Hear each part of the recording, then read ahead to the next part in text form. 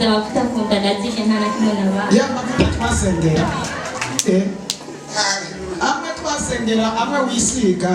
warayazanye cyusiga ku nda uba inyama urashikura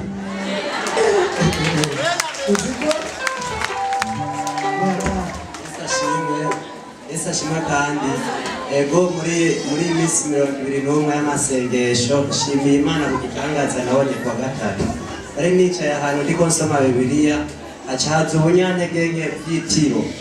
iryo tiro mukanya nicaye niho naza numva ikintu kinkubise ku kirenge ndavye ca nsanga ni inzoka ndende ifise amabara yera n'ayirabura ku mugongo cindaduze ikirenge kuko ari nicaye ahantu hataramutse camvuga ati mw'izina rya Yesu. Nshimiye Imana cyane rero kuko nenzi yuko yagomoye kuko Jesse nenzi kuntu umuntu ameze akomoye n'inzoka nguma ngira amadidane ko nakomoye nayo ariko ntacyo nabaye. Ndashimiye Imana cyane. Nshimiye Imana kandi yuko nari ko ndasaba ari kwa gatatu navuze ibintu by'abantu inzoka yakize cyane hari kwa kangahe ni ari kwa gatatu nyene so bose nabivuga wewe ndi wari wahagurutse igihe yagukomora yakuzunguruka ko jewe narayibona se Imana irahari cyane ntayihari ntitwari bwanabonane muri uwo mwanya nagiye no kubivuga nabaye mu ba mbere bahagurutse umaze kubivuga ukomera amashi umwami Yesu ngomba kujya kugitangaza nabonye kwa gatatu ubwo nageze ku kazi ngaza mbona inda iruzuye inda iruzuye nashaka hira hada gutelefona ucurambira ngo ndindire saa 3 y'ijoro gura telefona ngo usengere ucuransengera yanga ica birahoga hageze kuwa kane ejo mu gatondo wongera uransengera canirirwa mu nzu nyabo uno munsi nagize ngo vyuke nsanga ndakomeye neza amashi menshi ku Mana Yesu Mana iri ku kazi kwene Haleluya shengero y'Imana amen. Ndashimiye umukozi w'Imana yamuhagurukije igihe nk'iki abantu turushe turemerewe turemezwa n'abantu nkatwe batagomba ko tuba. Shimiye Imana rero kwa gatatu Imana yankore ibitangaza kwa Mungu mwijoro narose mbona inzoka inkomora ariko ndangiza mbona ndayihonyora pastori rero yayihonyoye mu izina rya Yesu arayirangiza shitse ngaha aje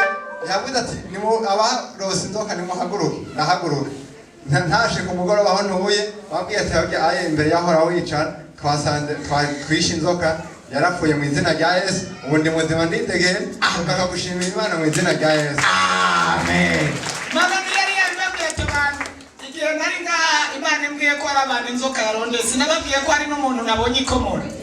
none ne mu byumva tudoze cyubahiro cy'Umwami Yesu Imana ikomora. Haleluya. Jamagaze nshima Imana muri iyi minsi 21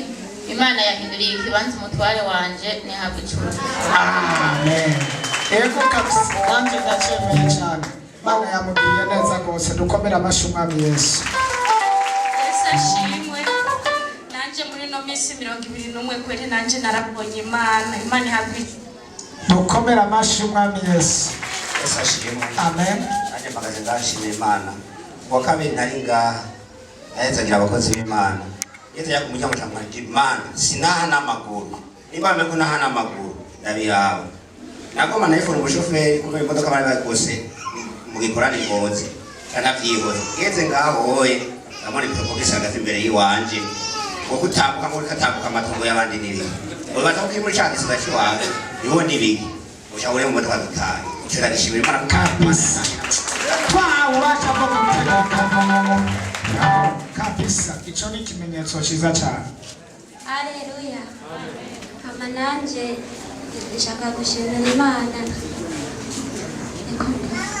bari bampaye ishano muri umwaka gatatu rero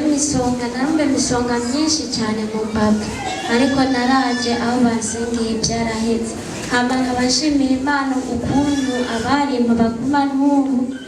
banyisandagazako ariko nanje sindabashapurira wamaze ndabasengera kuva bari ishitimu tuka nta izindi ngorane ko wakize ishano abakwishandagazako nimba bakwisandagazako kazi kabo wavuye ishitimu dukomera amashumwa Yesu amen amen kandi nkamashimira Imana ko kuwa gatandatu Imana yahindije umugongo mwarimu Olivier yaravuze ati abantu bose bagwaye duhagarara ngaho imbere kandi uwo mugongo warumbabaje Yesu yarawuhindije navuga atahabwe icyubahiro